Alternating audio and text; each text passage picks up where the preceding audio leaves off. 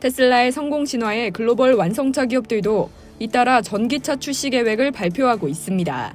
이런 가운데 현대자동차가 테슬라의 대항마로 떠오르고 있는데요. 테슬라의 독주 체제를 막을 수 있는 유일한 기업이라는 평가가 나오고 있습니다. 한국자동차산업협회에 따르면 지난해 테슬라의 전기차 글로벌 판매량은 45만 2,330대로 전년에 비해 45.1%나 증가했습니다. 지난해 전 세계 전기차 판매량과 비교하면 그 비중은 15.1%에 달하며 순수 전기차 시장만 놓고 보면 그 비율은 21.8%까지 늘어납니다. 이처럼 테슬라는 전기차 시장에서 독보적 우위를 차지하고 있는데요. 전문가들은 테슬라의 영향력이 늘어난 배경을 두고 세계 각국의 환경 규제와 이에 따른 친환경차 구매 보조금 정책에 기인한 것으로 분석하고 있습니다. 여기에 그동안 테슬라를 제외하면 주행거리나 완성도 면에서 소비자의 구미를 당길 만한 전기차가 없었다는 점도 한몫했습니다. 하지만 최근 테슬라의 독주 체제가 무너질 수 있다는 전문가들의 전망이 나오고 있는데요. 글로벌 완성차 업체가 본격적으로 신차를 예고했기 때문입니다. 특히 그동안 약점으로 지적된 주행거리 측면에서도 테슬라와 간격이 크게 좁혀졌고 가격도 낮아졌습니다. 각사 발표 자료에 따르면 한국에서만 해도 벤츠를 비롯해 BMW, 아우디 등에서 올해 약 10종에 이르는 전기차가 출시됩니다. 그리고 완성차 기업마다 목표 시장을 다르게 잡아 테슬라의 입지가 점점 좁아질 것이라는 평가가 나오고 있습니다.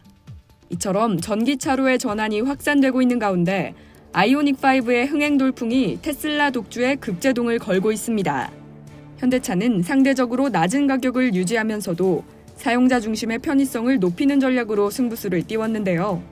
아이오닉5의 흥행이 한국과 유럽을 중심으로 퍼지고 있어 주도권을 확보할 수 있는 발판을 마련했다는 평이 나오고 있습니다.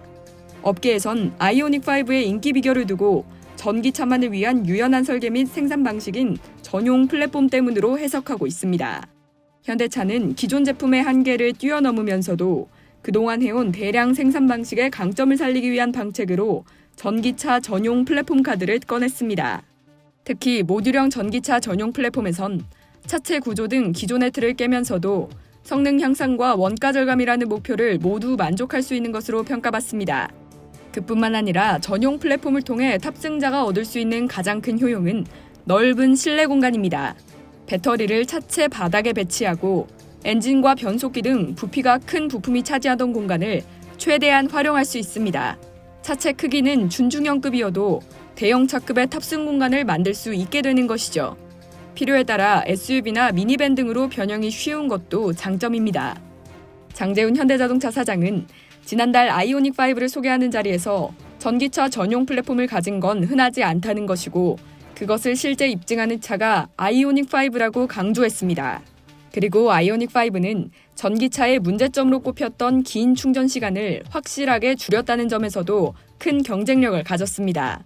충전하는데 7, 8시간이 걸리는 테슬라와 달리 아이오닉5는 고속 충전으로 18분 만에 완전 충전이 가능하고 5분 충전으로 100km를 갈 수 있습니다.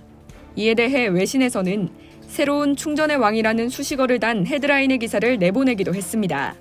김필수 대림대 자동차과 교수는 완성도 높은 아이오닉5가 테슬라 독주에 제동을 건 셈이라며 앞으로 전용 플랫폼을 통해 다양한 차종이 쏟아질 것이라는 기대감을 갖게 만들었다고 말했습니다.